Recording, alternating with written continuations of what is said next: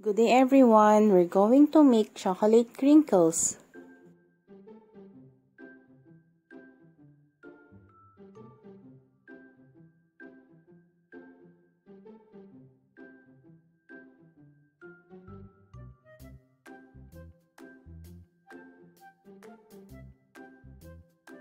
Yung recipe po natin is basically mixing all the ingredients lang.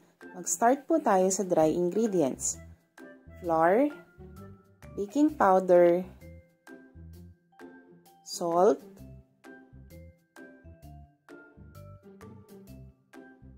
white sugar, light brown sugar,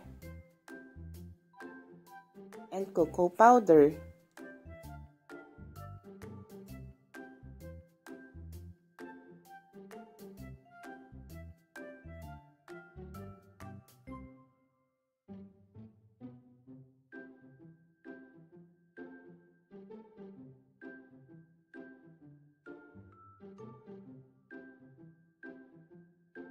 In another bowl, combine eggs,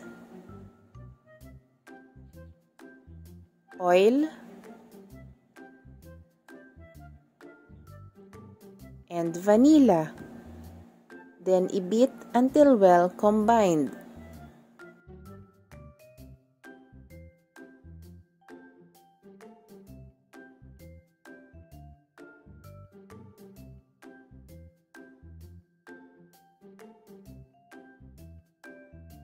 And then i-add dun sa dry ingredients or dun sa flour mixture.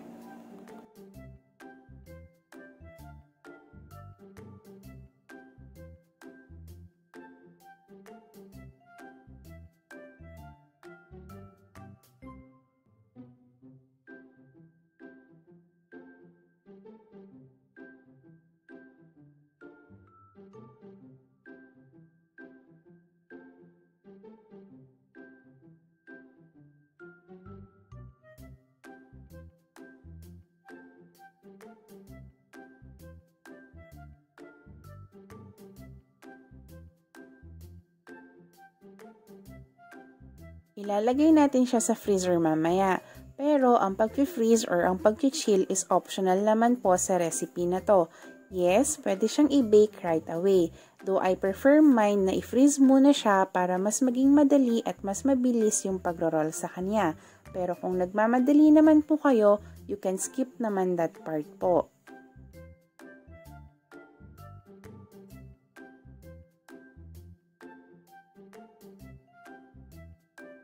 I-scoop yun dough and then if you freeze siya for 1 hour or chill for 2 hours or more. I use 2 scoop po ng 4 cm ice cream scooper. Pwede pong i-freeze or chill muna yung cookie dough before i-scoop. But I prefer mine na i-scoop muna para mas mabilis silang i-roll and i-coat ng powdered sugar before baking. Kasi kung i-chill mo na yung buong cookie dough and then saka sila i-scoop, yung first dough na na-roll na sa sugar is possible na ma-absorb niya ng powdered sugar bago pa matapos i-roll yung natitirang cookie dough. And also, pwedeng maging malambot na and sticky uli yung mixture. So, by scooping or measuring it first, the faster and easier you can work with it na po.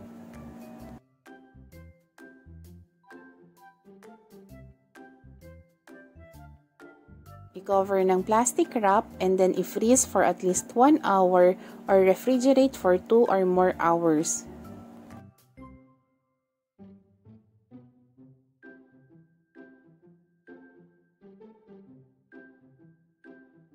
I-roll yung dough into a ball.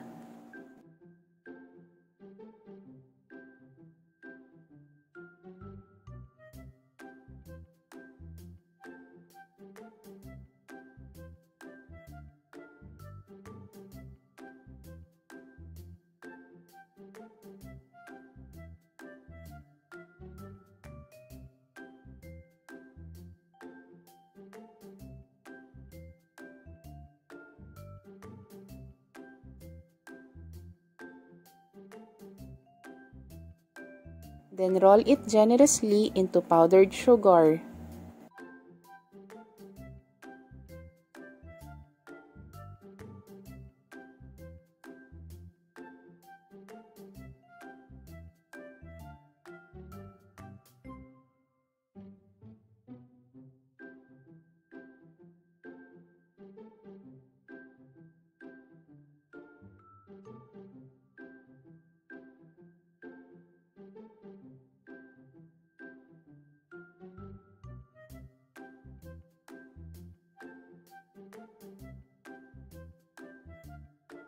Bake in preheated oven at 300 degree Fahrenheit for 17 minutes or until done. Time and temperature depends on your oven and cookie size po.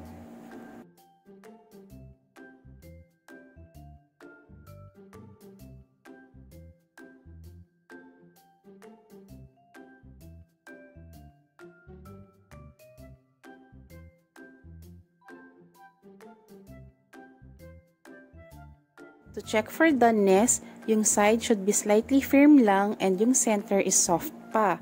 It will continue to cook habang lumalamig siya at titigas pa po ng konti.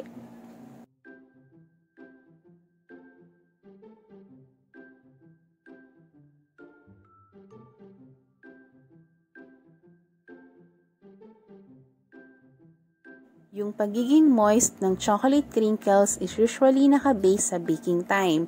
So, kung mas gusto nyo ng mas moist, bake it shorter. Huwag po kayong matakot kung mukha siyang underbake. Kasi again, naluluto pa siya habang lumalamig.